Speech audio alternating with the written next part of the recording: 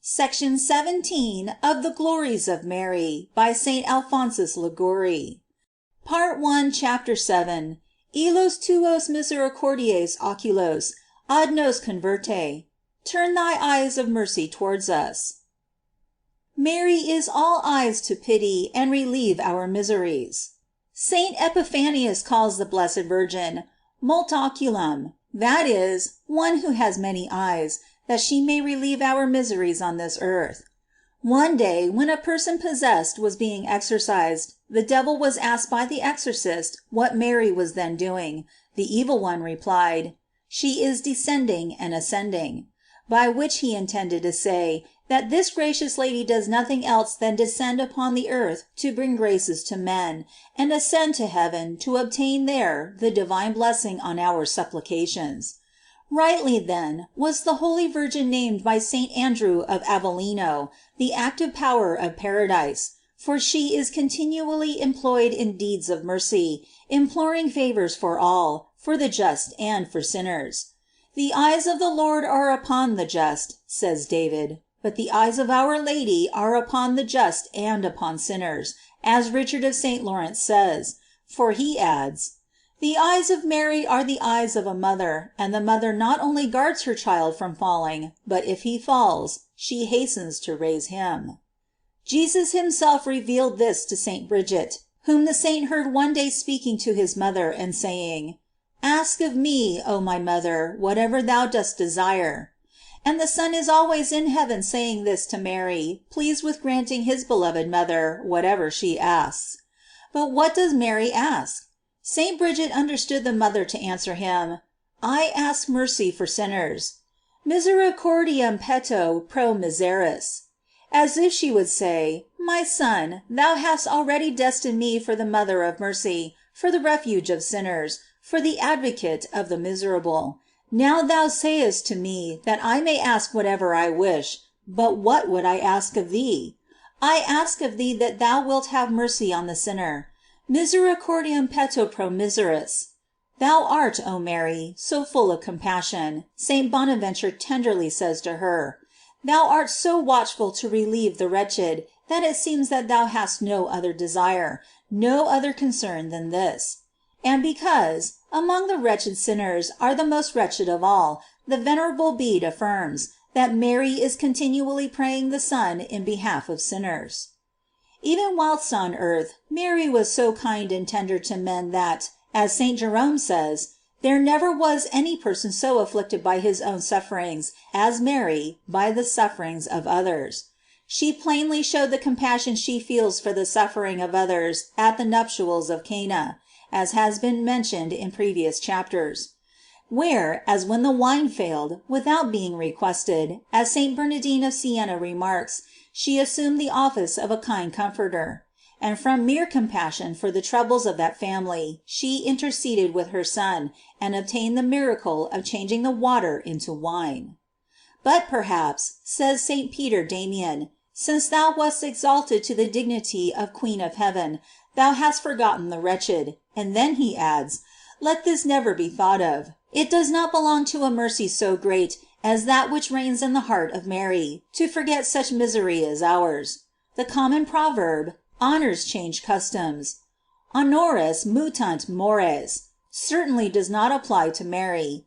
It indeed applies to worldlings who, when raised to any dignity, become inflated with pride, and forget their old and poor friends, but not Mary, who rejoices in her greater exaltation, because it gives her more power to assist others.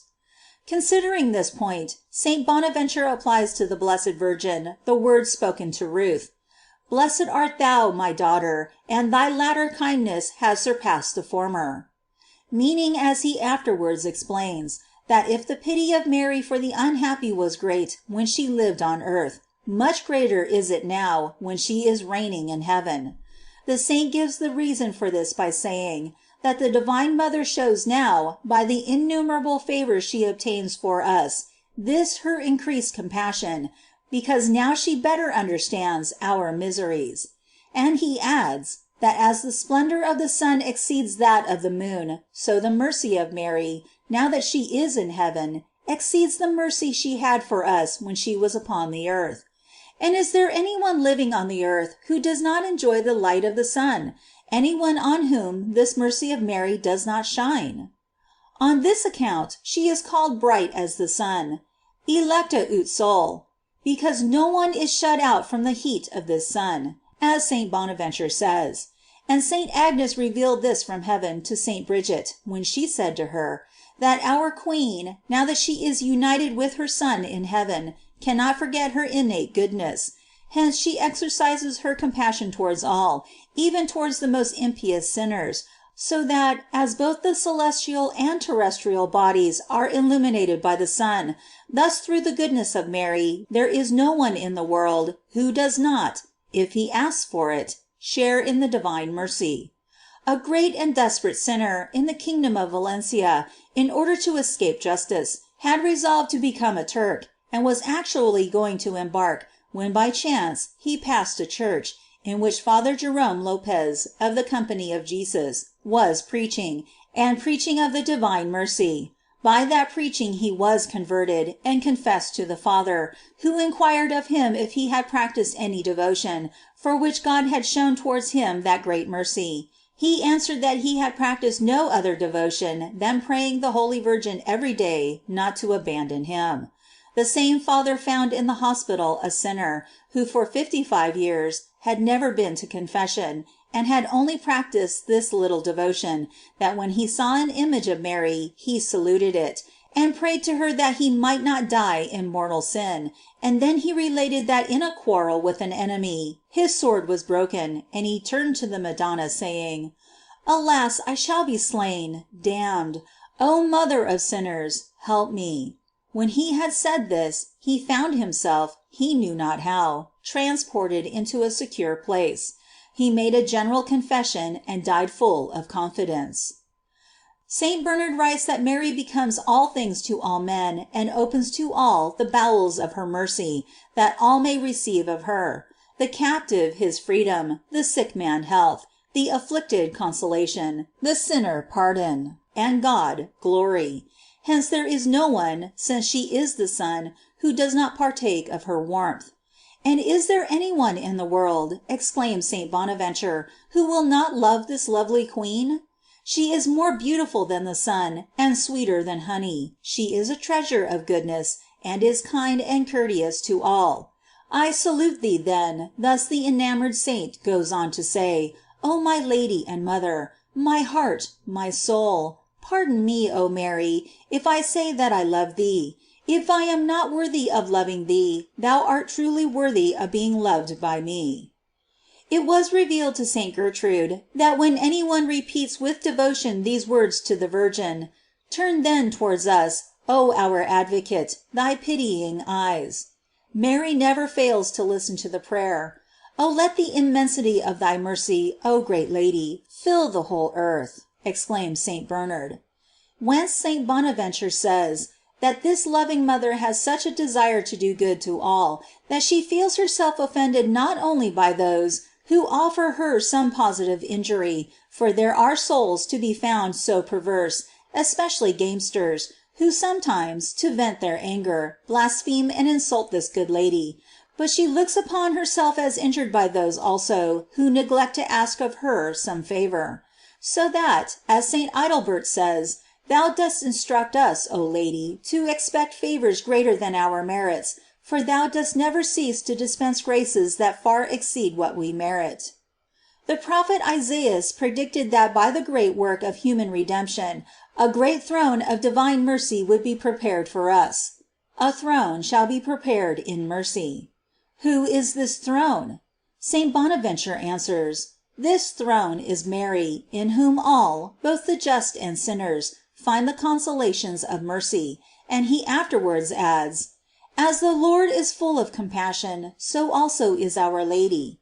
And as the Son, so the Mother cannot withhold her mercy from those who ask it.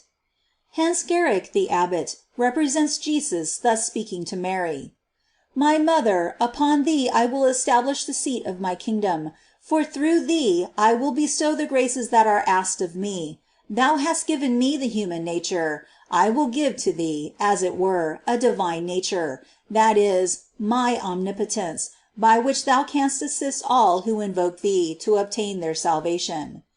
When St. Gertrude was one day devoutly repeating these words to the divine Mother, "Turn towards us thy merciful eyes," she saw the Virgin pointing to the eyes of her Son whom she held in her arms, and she said to her: "These are the most merciful eyes that I can turn towards all those who invoke me for their salvation." A sinner once weeping before the altar of Mary, and imploring her to intercede with God for his pardon, was given to understand that the Blessed Virgin turned to the child whom she held in her arms, and said to him: "My son, shall these tears be in vain?" And he learned that Jesus Christ at once pardoned him. And how can any one ever perish who recommends himself to this good Mother, when the Son, as God has promised, for love of her, to exercise mercy, as far as it pleases her, towards all those that have recourse to her? Precisely this our Lord revealed to St. Bridget, permitting her to hear these words when he spoke to Mary: "By my omnipotence, venerated Mother, I have granted thee the pardon of all sinners, in whatever way it pleases thee, who devoutly invoke the aid of thy mercy." Hence the abbot Adam Persenius, considering the great compassion that Mary has for all, full of confidence, says to her: "O Mother of mercy, thy power is as great as thy pity. As thou art powerful to obtain, so thou art merciful to pardon."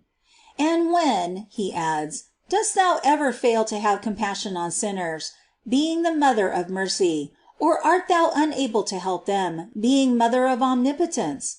Ah, thou canst as readily obtain whatever thou wilt, as thou canst listen to our woes. Satiate thyself then, says the abbot Rupert, satiate thyself, O great queen, with the glory of thy Son, and through thy compassion, not certainly through our merit, be pleased to send down to us, thy poor servants here below, whatever fragments may remain. If our sins ever throw us into despair, let us say with William of Paris: "O Lady, do not bring forward my sins against me, for I shall bring forward thy mercy in opposition to them. And let it never be said that my sins can rival, in judgment, thy mercy, which is more powerful to obtain my pardon, than my sins are to obtain my condemnation." Example. We read in the chronicles of the Capuchin Fathers that there lived in Venice a celebrated advocate, who by fraud and evil practices had become rich. His whole life was very bad, and it appears that he had but one good habit, that of reciting every day a certain prayer to the Holy Virgin. Yet even this little devotion saved him from eternal death through the mercy of Mary. It happened in this way. Happily for himself, he had a great esteem for Father Matthew da Basso, and urged him so much to come and dine at his house, that one day the Father gave him this pleasure.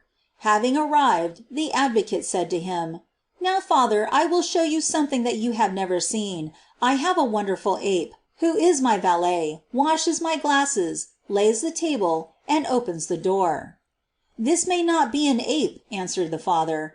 "It may be something more than an ape. Order him to come here." The ape was called again and again, search was made for him everywhere, and he could not be found.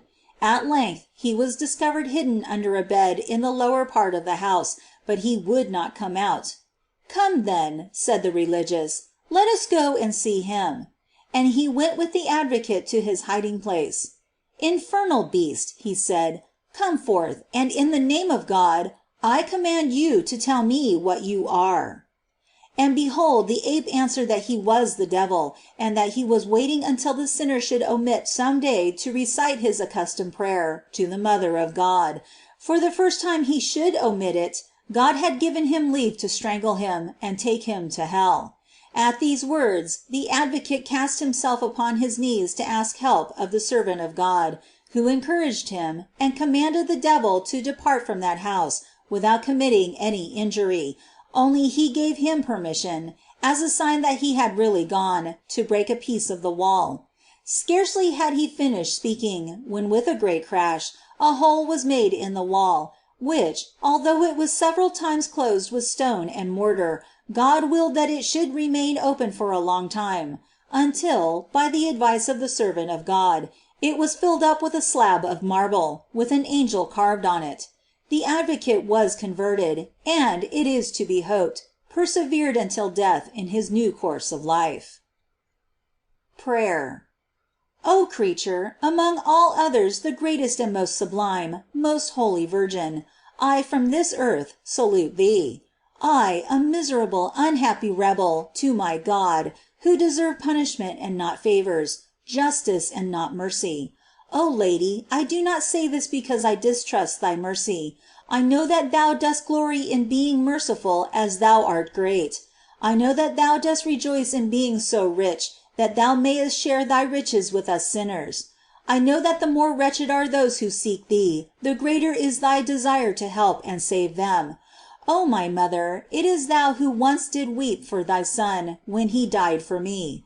Offer, I pray thee, thy tears to God, and with these obtain for me a true sorrow for my sins. So much did sinners grieve thee then, and so much did I too grieve thee by my iniquities. Obtain for me, O Mary, that I at least from henceforth may no longer continue to afflict thee and thy Son by my ingratitude. What will thy tears avail me if I should continue to be ungrateful to thee? What would thy mercy avail me if I should again be faithless and be lost? No, my Queen, do not permit it. Thou hast supplied all my deficiencies. Thou canst obtain from God whatever thou wilt. Thou graciously hearest every one that prays to thee.